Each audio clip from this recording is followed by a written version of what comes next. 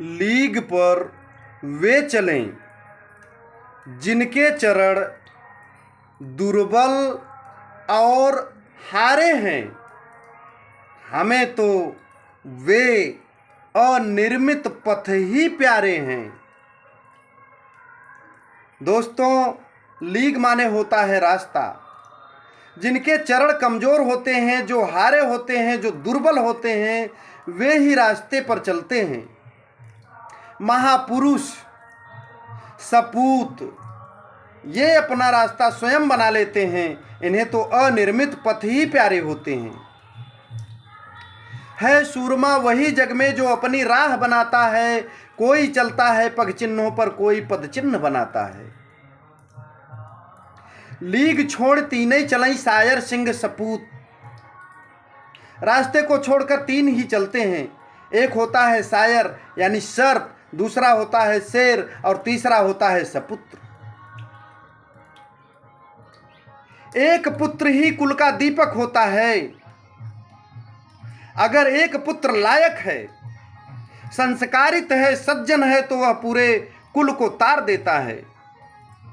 1000 पुत्र होने का कोई मतलब नहीं, 100 पुत्र होने का कोई मतलब नहीं होता है। ठीक उसी तरह से जैसे एक चंद्रमा संपूर्ण पृथ्वी को प्रकाशित करता है, हजारों हजार तारे मिलकर भी अपने आप को प्रकाशित नहीं कर पाते हैं।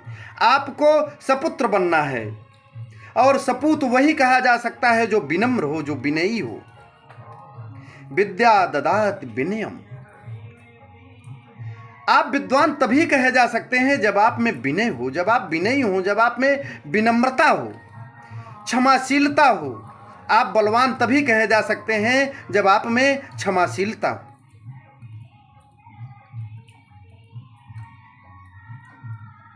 सज्जनों, अपने लक्ष्य को पाने के लिए आपको विनम्र बनकर जीना चाहिए।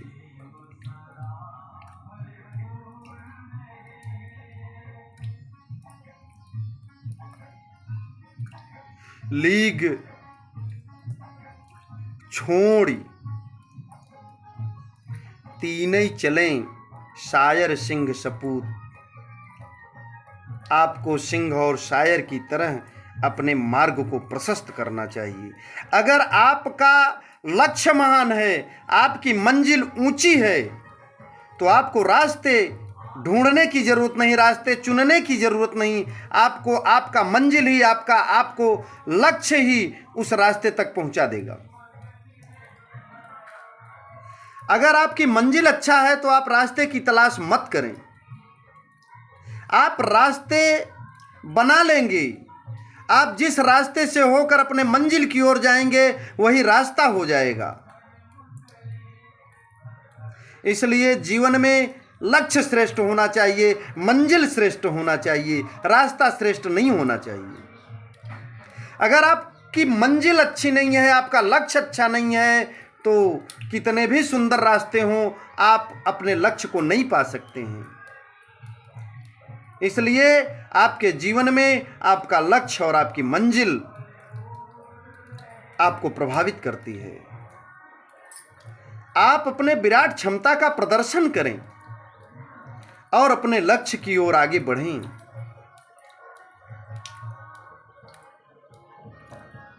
आप ही तो हैं जो पर्वतों को काट करके सड़कें बना देते हैं। आप ही तो हैं मां भारती के आंचल को कलंकित होने से पहले अपने प्राणों की बलि चढ़ा देते हैं।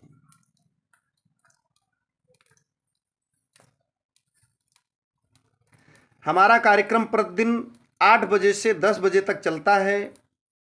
मेरा उद्देश्य है इस चैनल के माध्यम से अपने युवाओं को, अपने चैनल के सभी सदस्यों को, जो हमारे लोग हैं, इनमें से कुछ युवा लोग भी हैं हमसे जुड़े हुए हैं, हम आप सभी युवाओं से आग्रह करेंगे कि हमारा कार्यक्रम प्रतिदिन आप देखें।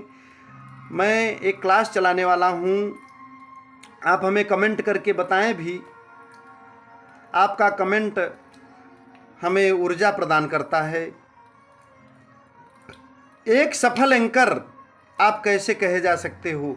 दोस्तों, अगर हमें आपको कोई कह देता है कि इस कार्यक्रम का संचालन करें या लाउड स्पीकर के माइक को आप अपने हाथों में लें और 2 शब्द बोलें, तो हमें आपको थोड़ा सा संकोच लगने लगता है। हम आप बुद्धिमान होते हुए भी शर्माते हैं, सकुचाते हैं। हमें आपके पास शब्दों का ज्ञान होते हुए भी हम आप शब्दों का चयन नहीं कर पाते हैं, कैसे शब्दों को रखा जाए। हम टैलेंट होते हुए भी मंच पर बोल नहीं पाते हैं। तो क्या कारण है जो हम सब कुछ होते हुए भी संचालन नहीं कर पाते, एक अच्छा एंकर नहीं बन पाते हैं। एक अच्छा एंकर बनकर हम देश की, समाज की सेवा कर सकते हैं और सम्मान के दृष्टि से देखे जा सकते हैं। तो आइए, आपको एक सफल एंकर बनाने के लिए हमारा चैनल कटिबद्ध है। हम आपसे वादा करते हैं, अगर आप हमारे कार्यक्रम को देखते रहें तो मैं भी आपके सामने कुछ टूटे फूटे शब्द बोलता रहता हूँ, उसमें से भी आप चयन करें कि मैं कैसे कैसे आपसे बात करता हूँ। और एंकर के रूप में ही मैं आपसे बात करता हूँ कि हमारी बातों को आप ज़रूर सुनेंगे और समझेंगे, महसूस करेंगे कि कैसे कैसे शब्द रखे जाते हैं। और मैं ज़रूर चाहूँगा आप हमें कमेंट भी किया करें, क्योंकि इस दुनिया में कोई पूर्ण होता नहीं है। आपके सुझाव हमें पूर्ण बनाने में सहयोग करेंगे। पूर्ण तो भगवान ही होते हैं, हमसे भी गलतियां हो सकती होंगी।